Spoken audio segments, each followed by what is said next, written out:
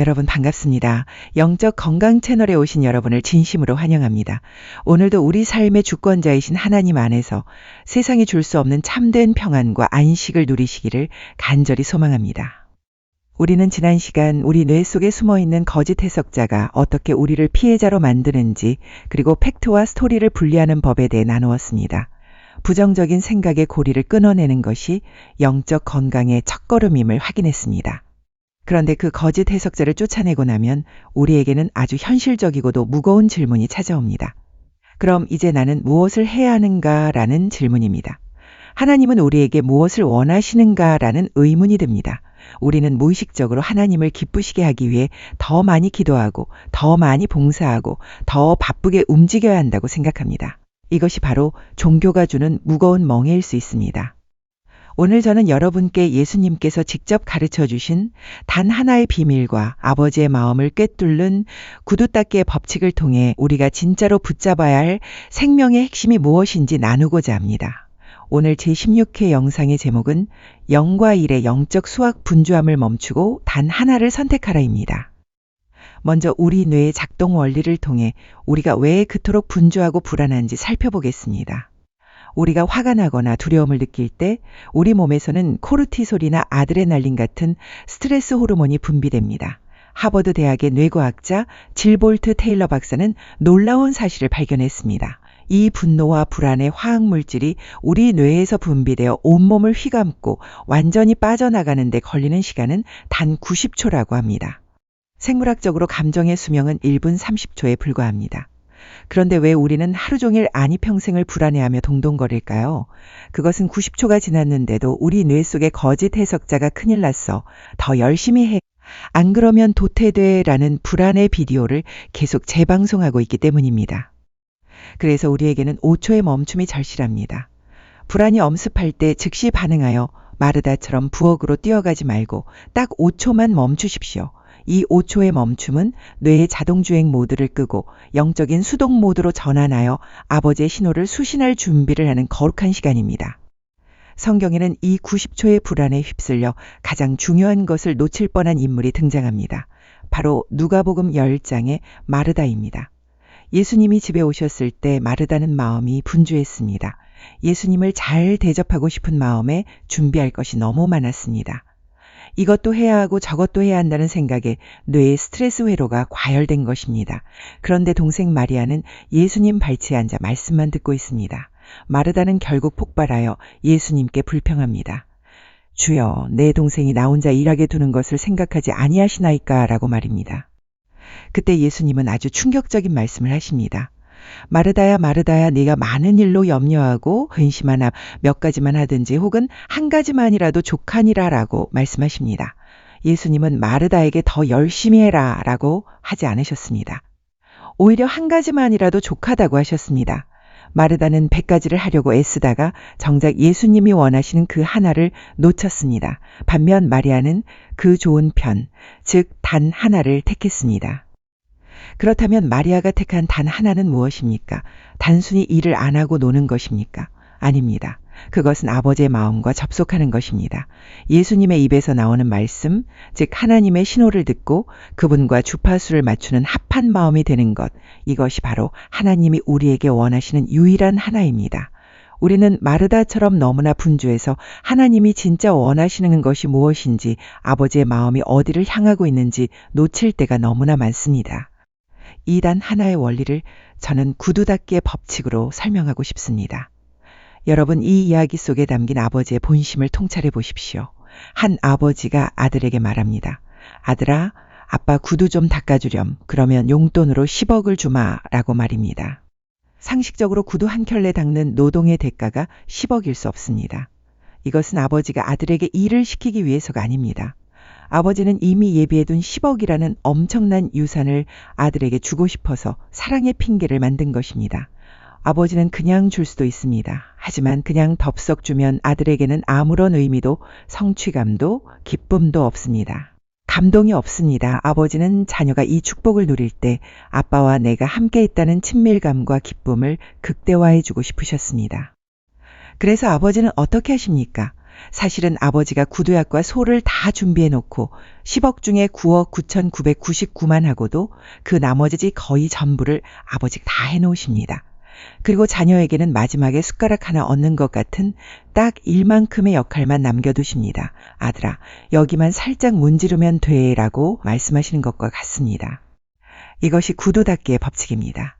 하나님은 우리에게 감당 못할 노동을 시키시는 악덕 고용주가 아닙니다. 하나님은 99.9%의 은혜를 다 준비해 놓으시고 우리에게 아버지의 마음에 반응하는 최소한의 한 걸음인 일만을 요구하십니다.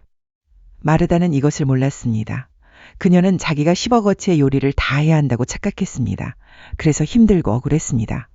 하지만 마리아는 알았습니다. 아, 주님은 밥을 드시러 온 게 아니라 나에게 생명의 떡을 주러 오셨구나. 나는 그저 입을 벌리고 받아 먹으면 되는구나 라고 깨달은 것입니다. 마리아는 아버지의 마음을 꿰뚫는 지혜가 있었기에 99의 노동 대신 일의 청종을 선택했고 10억의 기쁨을 누렸습니다. 이 원리를 수학으로 풀어보면 더욱 명확해집니다. 하나님이 우리를 위해 예비하신 축복을 10억이라고 해봅시다.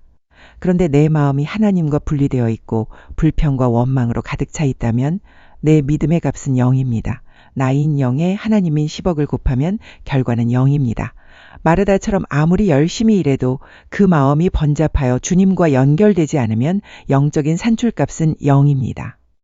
하지만 여러분이 마리아처럼 잠시 멈추고 아버지의 마음에 주파수를 맞추어 일이 된다면 어떻게 될까요? 나인 일에 하나님인 10억을 곱하면 결과는 10억입니다. 내가 하는 것은 아주 작고 미미한 일이지만 그것이 하나님과 일치된 마음일 때 하나님의 10억은 고스란히 내 현실이 됩니다. 이 일이 적용된 성경의 사례들을 보십시오. 홍해 앞에 모세를 생각해 봅시다. 하나님은 바다를 가를 10억의 능력을 준비하셨습니다. 모세에게 요구하신 것은 바다를 가르는 노동이 아니라 지팡이를 내밀라는 작은 순종인 일이었습니다. 모세가 아버지의 신호를 듣고 손을 내밀자 바다가 갈라졌습니다. 요단강 앞의 제사장들도 마찬가지입니다. 하나님은 흐르는 강물을 멈출 준비를 마치셨습니다. 그리고 요구하셨습니다. 발을 물에 담그라고 말입니다. 그 한 걸음인 일을 내딛자 강물이 벽처럼 섰습니다. 예수님의 질문도 같습니다. 병자들에게 네가 믿느냐? 라고 물으신 것은 그들의 동의인 일을 구하신 것입니다. 네, 믿습니다. 라는 고백 하나가 10억의 치유를 가져왔습니다. 이 모든 기적의 공통점은 무엇입니까? 인간이 한 일은 너무나 작고 쉬운 일이었다는 것입니다. 예수님은 말씀하셨습니다. 수고하고 무거운 짐진 자들아, 나의 멍에는 쉽고 내 짐은 가벼움이라 라고 하셨습니다. 예수님의 멍에가 쉬운 이유는 99.9%의 무게를 예수님이 지고 가시기 때문입니다. 우리는 그 옆에서 보조만 맞추면 됩니다. 이것이 자기를 부인하고 자기 십자가를 지는 것의 진짜 의미입니다. 내 힘으로 하려는 마르다의 자아를 부인하고 주님이 하심을 믿는 마리아의 심령으로 멍에를 매는 것, 그것은 결코 무겁지 않습니다. 그렇다면 오늘 우리는 어떻게 마르다의 부엌에서 나와 마리아의 자리로 갈 수 있을까요? 정제된 3가지 실천법을 제안합니다. 첫째, 분주함이 올라올 때 5초간 멈추고 질문하십시오. 지금 내가 하려는 이 일이 나의 불안 때문인가 아니면 아버지의 신호인가 하고 물으십시오. 마르다처럼 마음이 분주할 때가 가장 위험합니다. 그때가 바로 90초의 감정 파도에 휩쓸리기 직전입니다. 5초만 멈추십시오. 그리고 내면의 거룩한 해석자에게 물으십시오. 아버지가 지금 진짜 원하시는 것은 무엇입니까? 라고 말입니다. 둘째, 아버지의 기쁨을 상상하십시오. 구두 닦기 소년이 되어 억지로 구두를 닦지 마십시오. 아, 아버지가 나에게 10억을 주시려고 이 작은 일을 맡기셨구나 라고 생각하며 그 아버지의 윙크를 보십시오. 불평 대신 감사가 터져 나올 때 여러분의 뇌는 의무 모드에서 축제 모드로 바뀝니다. 하나님과 합한 마음, 그 심령의 일치가 모든 일을 이루는 초석입니다. 셋째, 최소한의 한 걸음을 기쁘게 내디디십시오. 거창한 계획을 세우지 마십시오. 오늘 하루 하나님이 내게 원하시는 단 하나는 무엇입니까? 남편과 싸우려 할 때 물 한 잔 건네는 것일 수 있습니다. 걱정으로 잠 못 들 때 주님 사랑합니다 라고 고백하는 것일 수 있습니다. 일이 손에 안 잡힐 때 잠시 눈을 감고 호흡하는 것일 수 있습니다. 이 작은 일이 바로 요단강에 발을 담그는 행위이며 마리아가 예수님 발치에 앉은 행위입니다. 사랑하는 영적 건강 가족 여러분, 하나님의 법은 결코 멀리 있거나 어렵지 않습니다. 성경 신명기 30장 14절은 말합니다. 오직 그 말씀이 내게 매우 가까워서 내 입에 있으며 내 마음에 있은즉 내가 이를 행할 수 있느니라 라고 말입니다. 마르다처럼 분주하게 뛰어다니며 하나님을 찾지 마십시오. 하나님은 이미 여러분 곁에 와 계십니다. 99.9%의 은혜를 차려놓고 여러분이 마음을 열어 그 식탁에 앉기만을 기다리고 계십니다. 아버지의 마음을 꿰뚫는 지혜를 구하십시오. 하나님과 합한 마음이 되십시오. 그 마음이 있다면 0 곱하기 10억이 아니라 1 곱하기 10억의 기적이 여러분의 삶이 될 것입니다. 오늘 하루 복잡한 일과 속에서도 단 하나를 놓치지 않는 영적 통찰력이 여러분과 함께하기를 축복합니다. 여러분은 0이 아닙니다. 여러분은 하나님의 10억 배 축복을 현실로 만드는 위대한 일입니다. 시청해 주셔서 감사합니다.